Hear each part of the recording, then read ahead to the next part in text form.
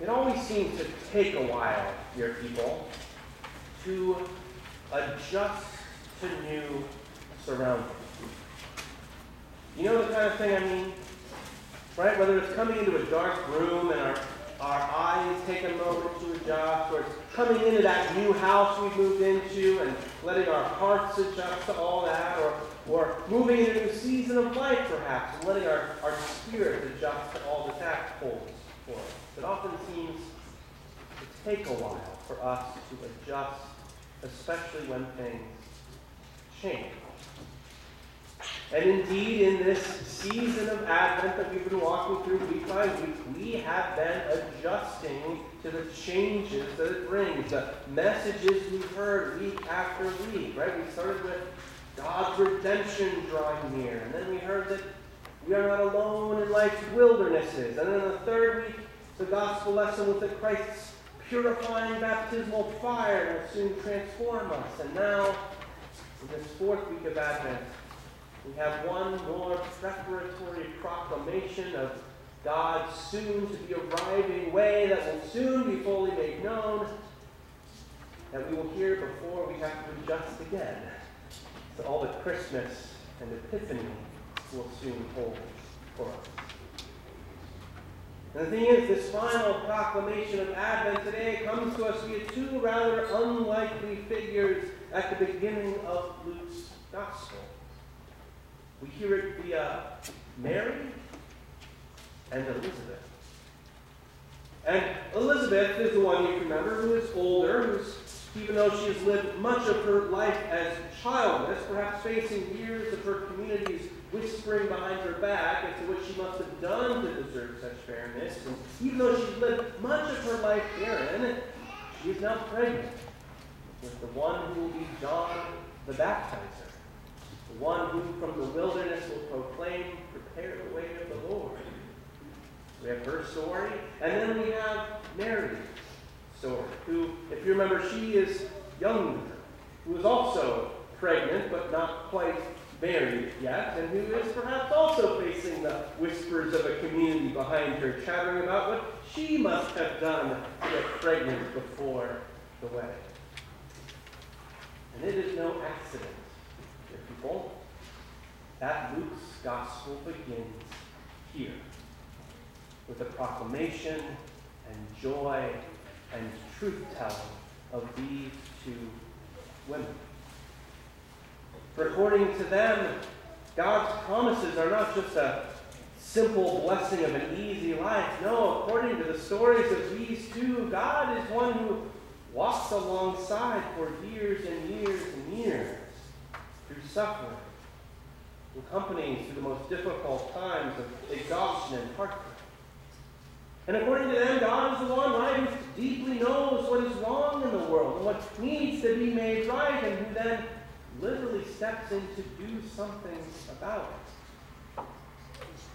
And Mary's song is perhaps one of the clearest visions we get of these reversals that God is up to in our world. God looks with favor on the lowliness of his servant, Mary sings. God scatters the proud. God brings down the powerful from their throne and uplifts the lowly. God fills the hungry, leaving the rich empty, and God is with those who remember such divine mercy through the ages. This Magnificat locates God's active presence amidst the people of our world who need divine liberation most. And so I wonder, how would a song like this sound to Caesar in Rome? Or how would it sound to the local rulers, perhaps Quirinius of Syria? Or how would it sound to the local wealthy landowners nearby?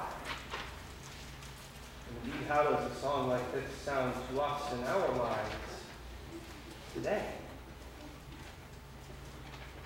This gospel, dearly beloved people, this gospel, as Mary sings of it, does not seem to be about our individual commitments to invite Jesus into our hearts so that we might escape eternal hellfire. No, this good news of Jesus the Christ, according to the mother of Jesus, is an embodied movement together of communal deliverance for all people who are trapped in places and relationships and situations that rob us of life.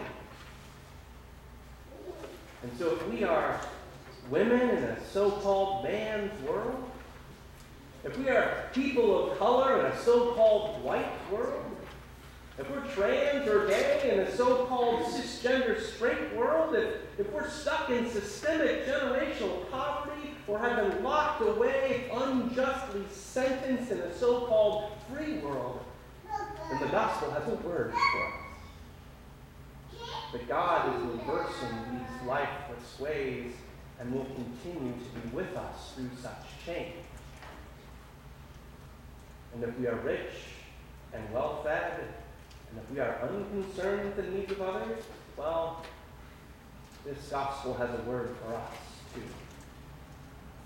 Which is not a meek and mild, gently cooing message of passive peace,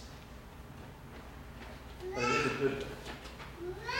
For indeed, such a gospel shakes things up, threatens the very foundations of our world, and perhaps threatens our own place in it. But as Mary says, you, O God, have remembered the promise of mercy you made to our forebears, Abraham and his children, forever.